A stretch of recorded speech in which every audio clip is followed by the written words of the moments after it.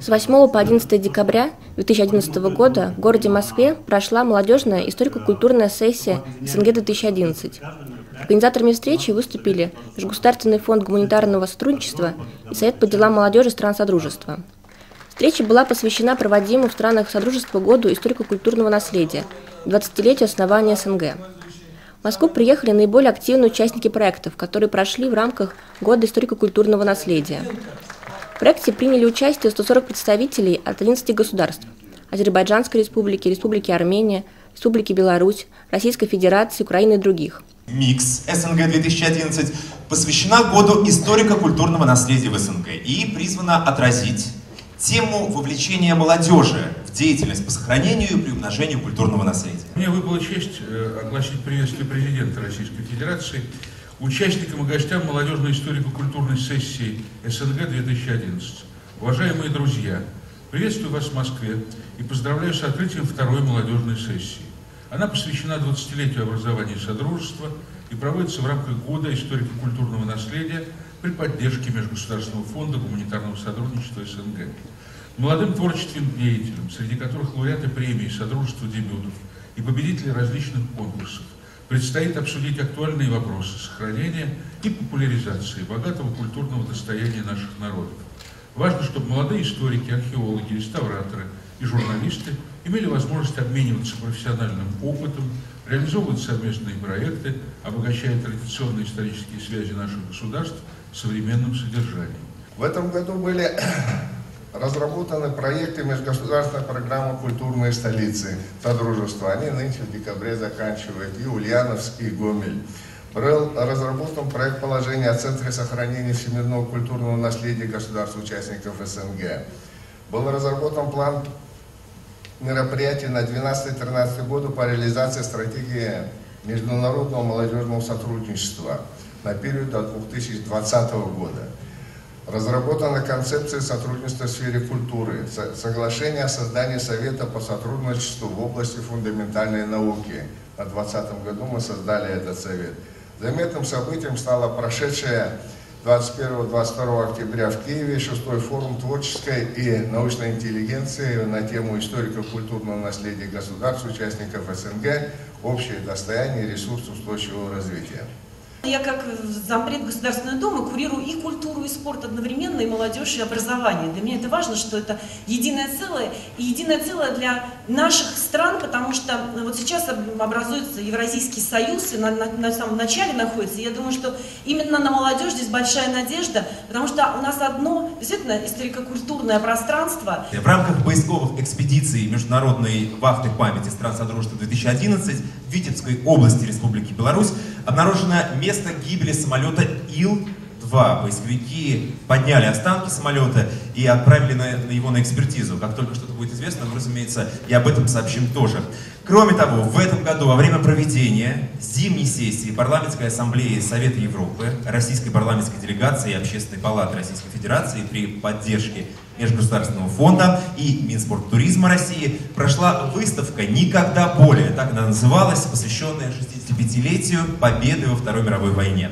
На выставке были представлены материалы о совместной работе в рамках первой международной вахты памяти, которая проходила в прошлом, в 2010 году. Я думаю, что этот год называется «Год историко-культурного наследия». Следующий год будет иметь тематику здорового образа жизни. 13-й год найдет еще какую-нибудь замечательную тему.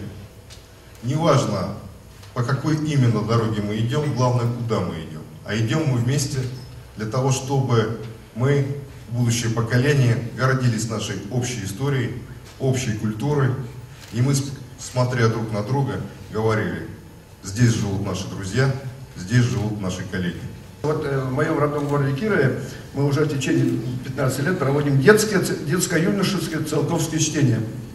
Собираются дети, которые интересуются космосом, значит, со всей Российской Федерации. В этом году к нам приехали белорусы, в этом году к нам приехали Украина. И вот через 2 года мы будем проводить следующее детское циолковское чтение в новом построенном центре в космическом городе Кирове. Я приглашаю все страны, участники сегодняшнего форума, приехать к нам на детские циолковские чтения. Нам хотелось бы рассказать вам о проектах, которые поддерживает фонд с целью комплексного исследования историко-культурного наследия народов стран Содружества. То есть кто-то говорил про культуру, кто-то говорил про историю, кто-то говорил про образование. Вот эти проекты, они нацелены как раз на комплексное исследование, когда все эти стороны и грани нашей жизни, они объединяются в одно целое. Для того, чтобы популяризировать, разумеется, историю и культуру этих самых стран и народов. Начнем, пожалуй, с 9-го Международного научного творческого симпозиума «Воложенский сентябрь». Симпозиум проводился в сентябре, это понятно из названия, 2011 года на Украине. Это одно из крупнейших культурных событий в масштабе СНГ. Ориентированная, разумеется, на современную литературу, на ее эстетические проявления. В сентябре и ноябре Республики Казахстан прошел международный семинар-тренинг по историко-культурному наследию стран СНГ, цель которого – обучение молодых специалистов, а также обмен опытом руководителей ландшафтных заповедников и специалистов из органов охраны памятников культурного наследия и заповедников музеев, представляющих наскальное искусство. Кроме того, в сентябре 2011 года в Бишкеке проходил международный научно-практический симпозиум «Традиционные ценности национальной культуры и эпическое наследие». Он проводился в рамках программы 2-го Всемирного фестиваля народов мира. Ну а в марте на Украине был проведен круглый стол с участием видных театральных деятелей стран Содружества и Балтии на тему «Роль театра в развитии и укреплении сотрудничества стран СНГ и Балтии». Проведено также 3 научно-практических семинара по актуальным аспектам межкультурного диалога в Душанбе, Баку и Киеве. При поддержке МФГС состоялись 11-е международные лихачевские научные чтения, направленные на формирование общего культурного пространства стран СНГ. Я хотел бы передать вам искреннее приветствие от Федерального агентства Россотрудничества. Как вы слышали, это единственный федеральный орган власти в России, в титуле которого находятся слова «Содружество независимых государств», по делам Содружества независимых государств.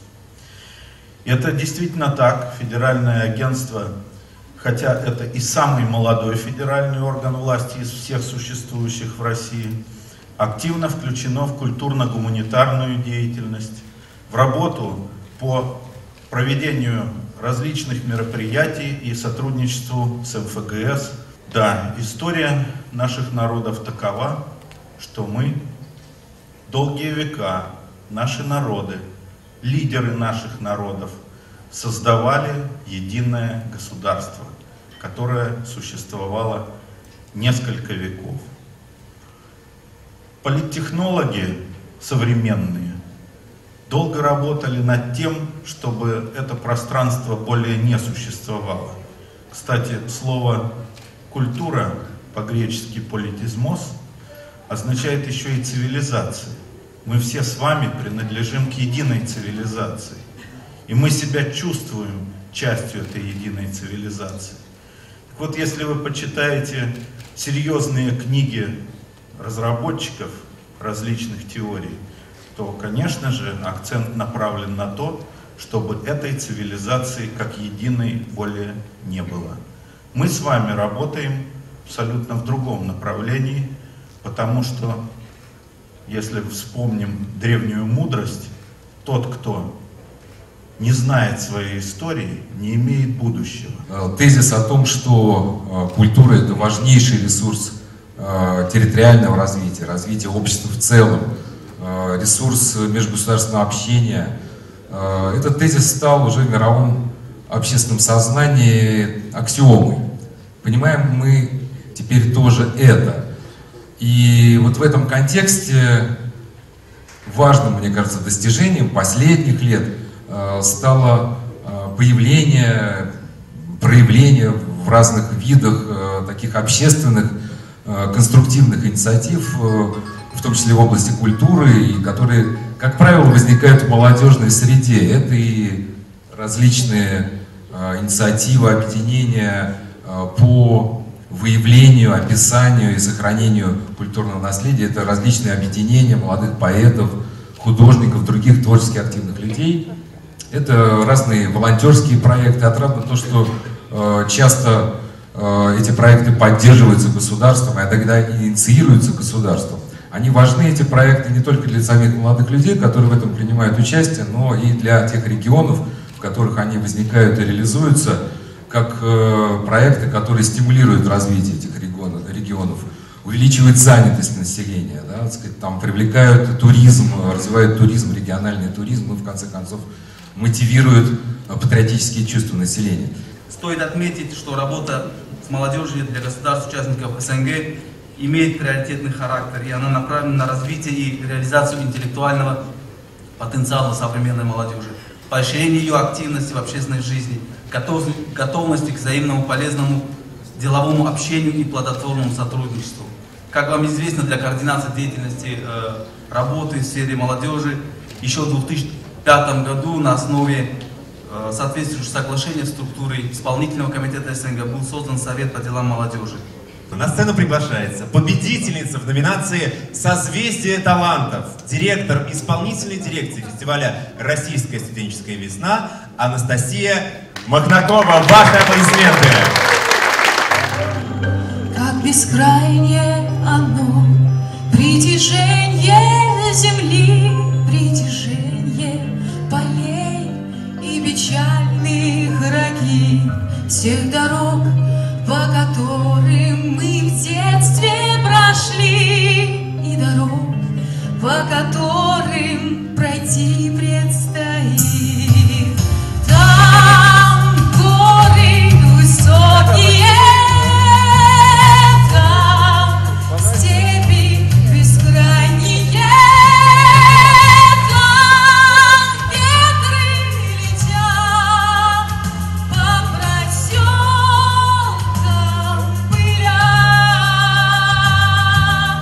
Мы дети галактики, но самое главное, мы дети твои, дорогая земля. Впереди всех участников сегодняшней сессии ждет работа. Работа в рамках круглых столов, презентации гуманитарных проектов, осуждение молодежных инициатив, какие-то рабочие секции запланированы, конечно же, дискуссии, встречи без галстуков, неформальное общение, которое позволит завязать новые знакомства и, может быть, даже найти любовь. А почему бы и нет? Мне кажется, что если бы Россия была по-прежнему центром евразийского пространства, как это было 20 лет назад, уровень межнациональной напряженности в самой России был бы ниже, поскольку вообще всю историю русского народа, русского государства, это был народ-собиратель других народов, народ-покровитель для других народов.